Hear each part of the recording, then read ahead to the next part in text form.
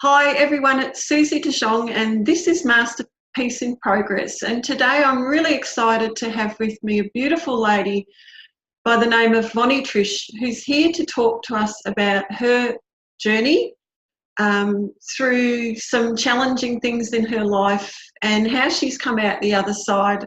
And I really thought that it was an important message to share because I know that a lot of the things that she's going to talk about are things that people probably, if they're experiencing that, they may feel embarrassed or they may feel shame, or they may feel that if they talk to people about challenges that they're having that they might be judged. So that's why I like to do these sort of interviews, to let people know we're all the same, we've all got stuff going on, we've all been through things, and that the healing comes from the sharing.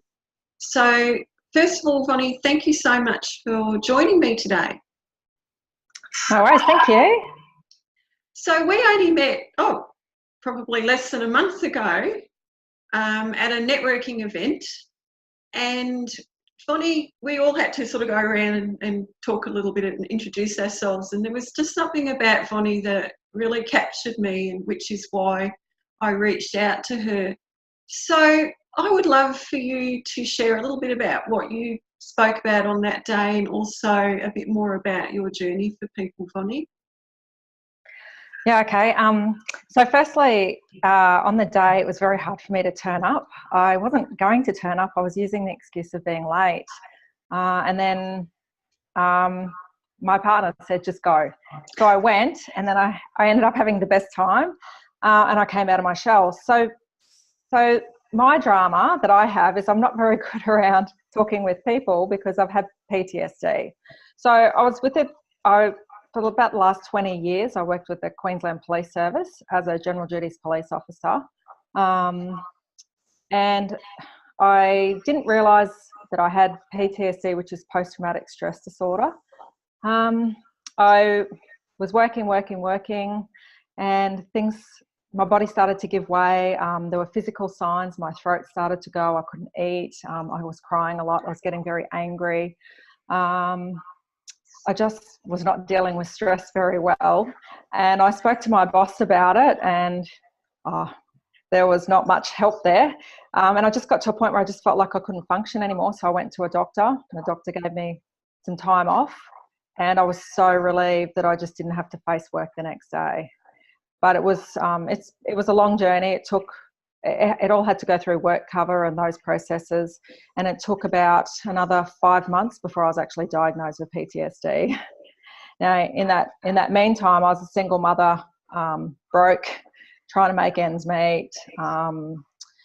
It was really, really hard. I had really bad insomnia. I was on high alert all the time. I couldn't sleep. I was paranoid about having conversations with people. I didn't trust anyone. And I had 2 failed suicide attempts, thankfully. Sorry, I'm getting a little bit emotional. I didn't think I would. Well, it's an emotional thing. When you look back and realise what you've been through, it's very emotional. Yeah.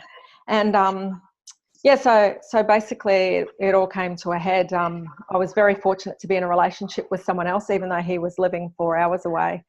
And I went to visit him on holidays, and I was on 2 weeks off, and I had all this erratic behaviour and 3 hours sleep per night, and, up and down. And he just pulled me aside and said, look, I don't want to break up with you, but this is not normal. Yeah, something's wrong. Something is really wrong. And he's a police officer as well. So he didn't know. He just said to me, I think you're having a nervous breakdown. I don't know what it is, but you need to get some help. So I did. So how long did this sort of, from the beginning of when you first started noticing that something was wrong until, you got help, how long was that period? So basically what happened, it turns out I've had PTSD, chronic PTSD, which is over a long period. They diagnosed that I had it for over 10 years. And it was just events were adding on. My cup was way too full.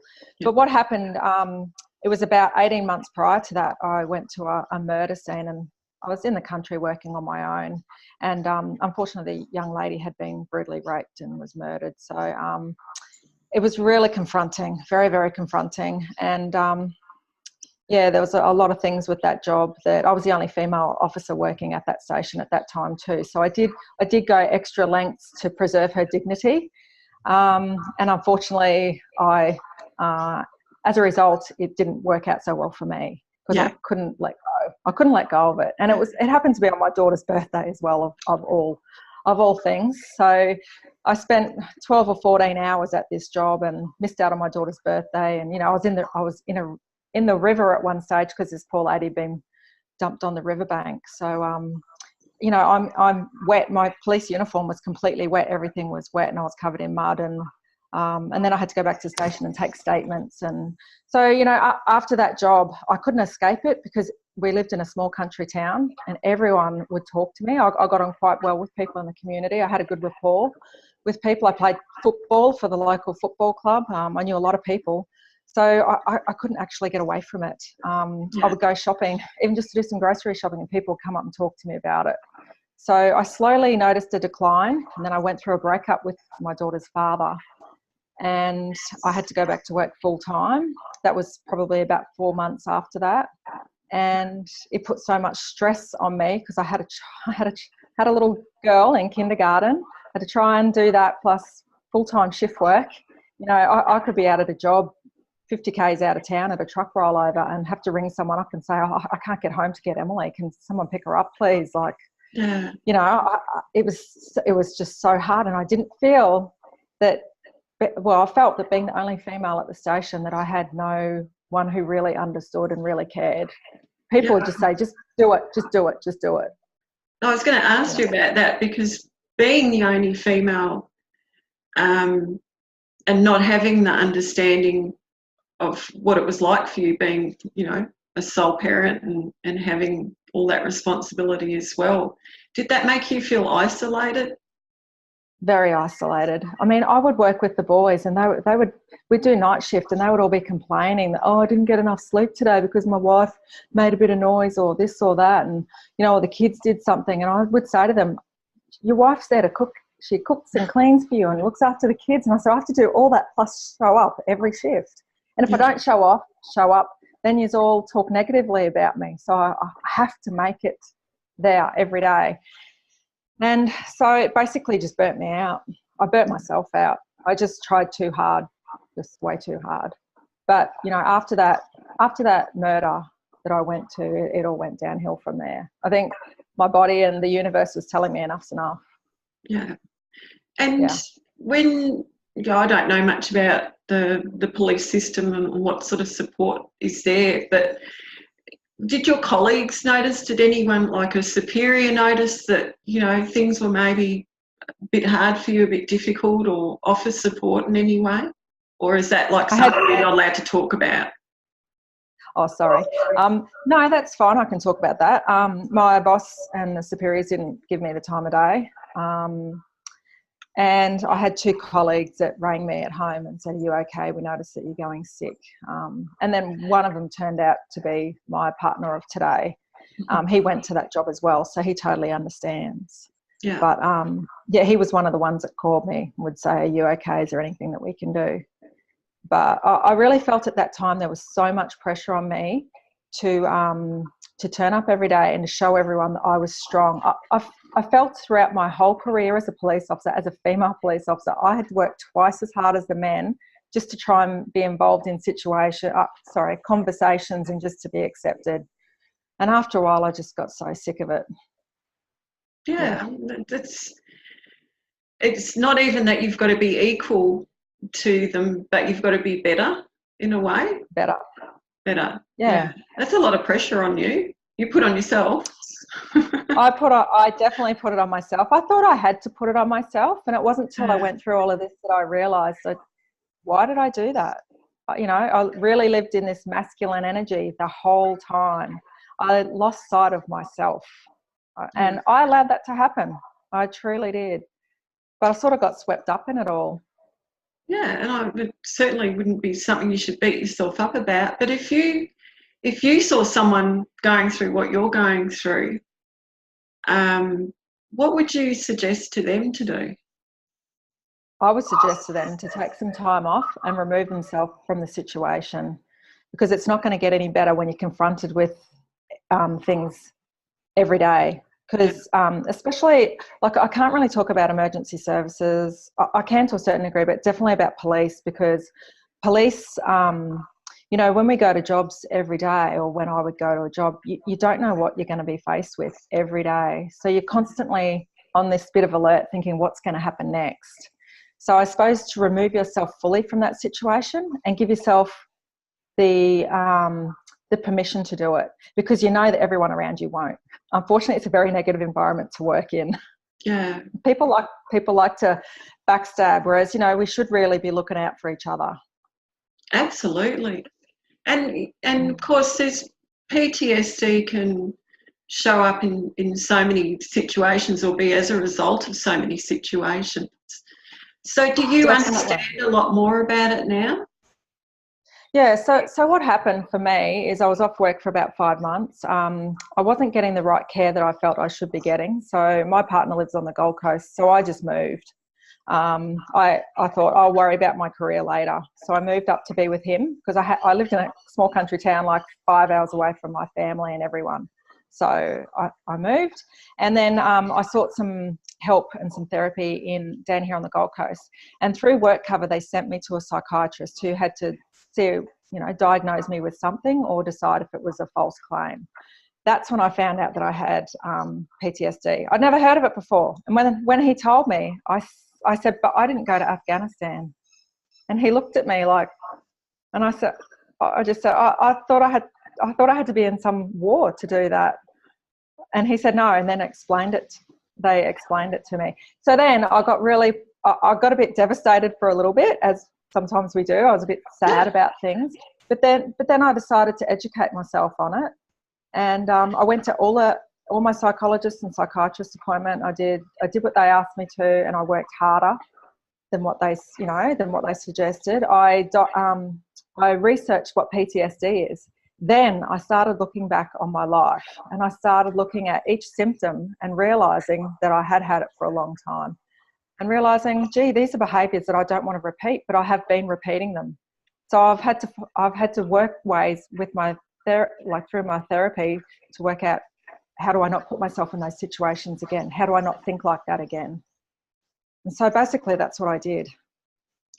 And I'm flabbergasted that you didn't know what that was, because I would have thought that would be part of a duty of care that a department like the police would have, to alert people, officers, to the fact that if they're having particular feelings or reactions or negative thoughts, that, you know, that they needed to seek help, or that there was help there for them. That just amazes me that you didn't have that. No, I didn't have that. My boss didn't speak to me once. They didn't liaise. Only for the purpose of work cover did they liaise with me. There was no support. There was, actually, I lie, there was minimal support, but it wasn't the sort of support that I needed. So they basically left me to work it out for myself. And it's all about money for them. And and a statistic, are you going to come back or aren't you going to come back? That's all they want to know.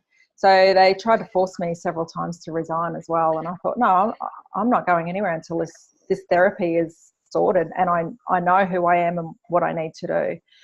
Because I'd given them a lot of my time, and I was prepared to put my life on the line every day. So I thought I at least deserve that. Absolutely. So I'm a very stubborn person. So in that regard, and very committed. So in that regard, that worked in my favour. I have other friends who have been down the same road, and they were treated the same, but they just resigned. And then they were left out in the cold to work it out for themselves. Actually, another friend of mine, she got diagnosed with bipolar and was on bipolar medication for about 7 years. Turns out not bipolar. The bipolar medication was making her very sick, and she actually had PTSD. And she's never really recovered. I just made a promise to myself and to my daughter that I would get through it. Yeah, I've done everything possible to get through it. You're a very strong lady. Well, I went to the psychiatrist on the first time I went there. You know, he had the diagnosis, he had all the notes and everything, and he said to me, now look, you can get through PTSD, it's just going to take time. And at this stage, I was in the crying stage still, in the grieving stage. And I said, well, how long, what time? And he said 5 years. And I remember I started crying and I said to him, it's already taken 10 years of my life, it's not going to take another 5. No. Well done. So that was my resolve. I just had to get out of bed every day and make one step, whatever it be, one step to get through that day. And that would be a positive day. So do you think that there is a stigma around talking about, or I'm sure there is in the police department, but just in general life, about speaking about the challenges? Now, I've spoken before about how I had a breakdown, I had anxiety and depression, and I was amazed at people that sort of said to me, oh, you know, I've had that for ages, but thank you for talking about it. Do you find that too? Yeah, I think there's a huge stigma. I think especially with social media these days, we all like to post that we're having this, you know, amazing, beautiful, perfect life that's carefree. And so to be that bit vulnerable and to show that you have had some adversity in your life, I think when you start talking about it, like you said, people jump on board with that, but they don't want to talk about it off their own bat because they're worried about what people are going to think about them. Yeah, definitely. And I come from a background of that within the police service. They say that they're open to talking about it, but they're not. And there's all the implications that come with that, you know, taking your gun off you, taking you off the road, having to prove that you're mentally fit, all those sorts of things, plus all the gossiping that goes around the station. Instead of building each other up and supporting each other, it's just because you work daily in such a negative environment with, you know, people that are continually offending and continually assaulting each other and this sort of stuff. It's such a negative workplace that everyone becomes negative with each other. And so instead of building each other up or looking out for each other, they're too busy, you know, so people aren't going to talk about it. They don't. But I decided that, yeah, I'll talk about it. Anyone who wants to know, I'll tell them. It's okay. I've got nothing to hide. No, that's great, and that's so wonderful. And I know that there's going to be people watching this that it's going to resonate with, and they're going to sort of realise that A, maybe that they need to get some help, but B, that they haven't. We haven't done anything wrong. It's something that happened to you. It's not something that you did. So there should be no shame attached. So does it make you feel that you like to change the system in some way, or do you think it's just too far gone? Yeah, look, I really wanted to do that. I really wanted to liaise with be a consultant and go back and help with the police service, but my partner's still in the police service, and I realised that it's not going to change, and that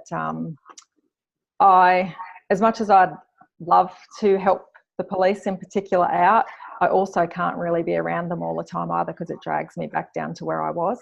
So, you know, my way of helping out is I'm writing a book at the moment, and I'm happy to talk to anyone who wants to talk to me, but I just can't go back and try and deal with them about it. They're not going to change. There are too many police officers committing suicide now.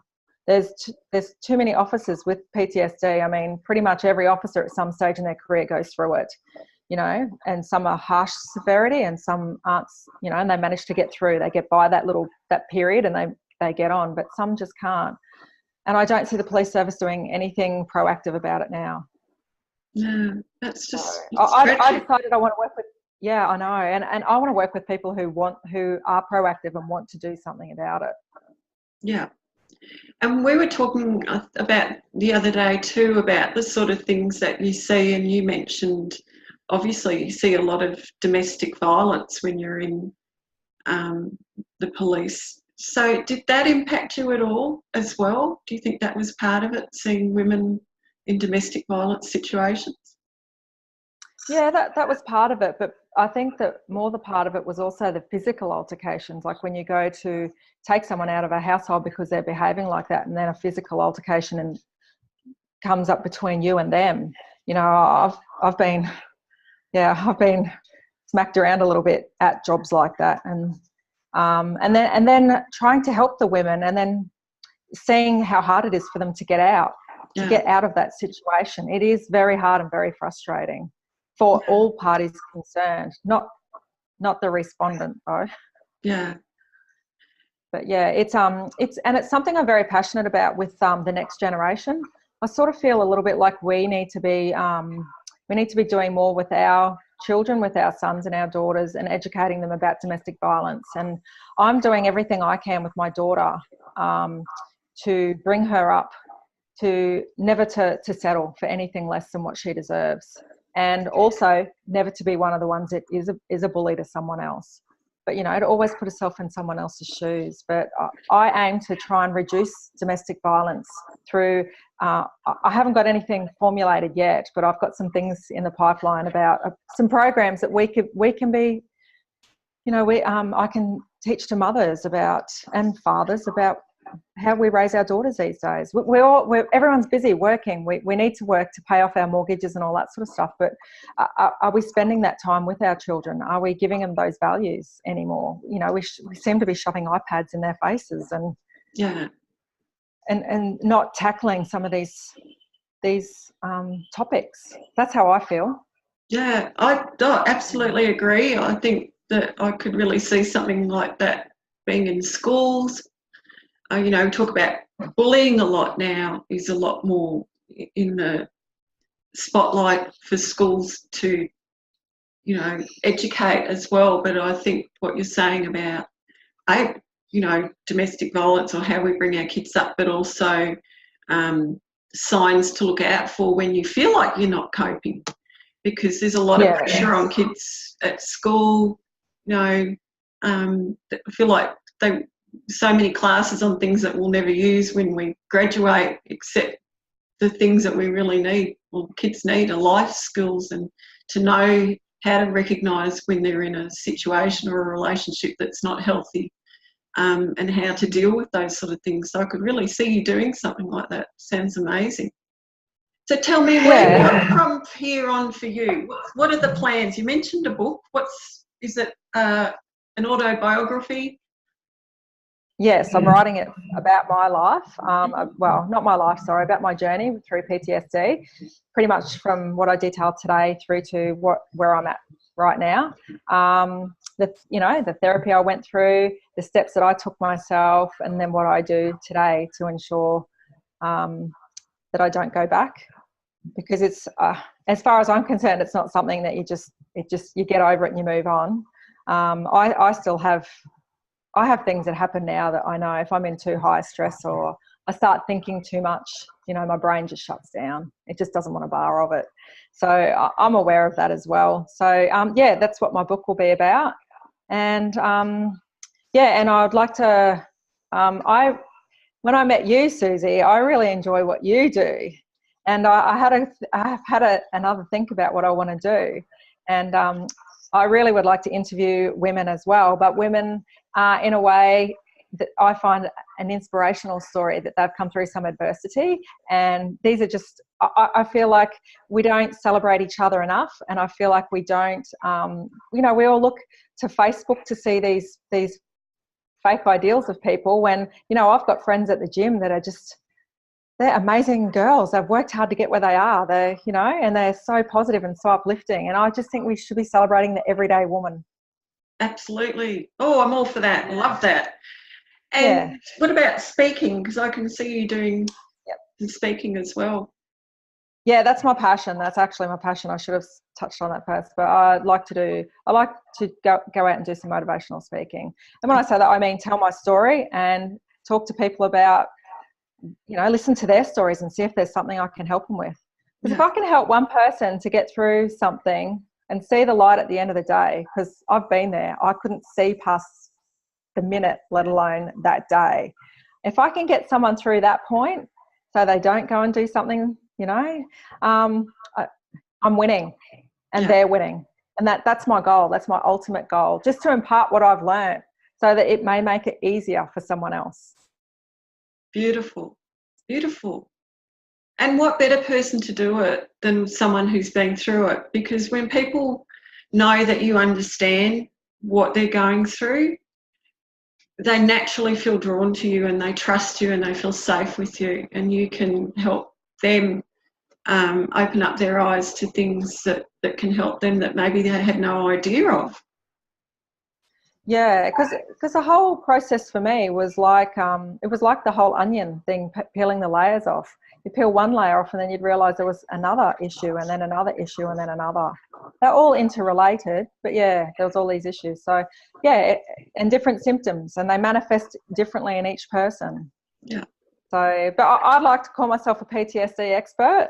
I haven't been to university, but I've lived through it, I've researched it, and I've worked my butt off to get through it.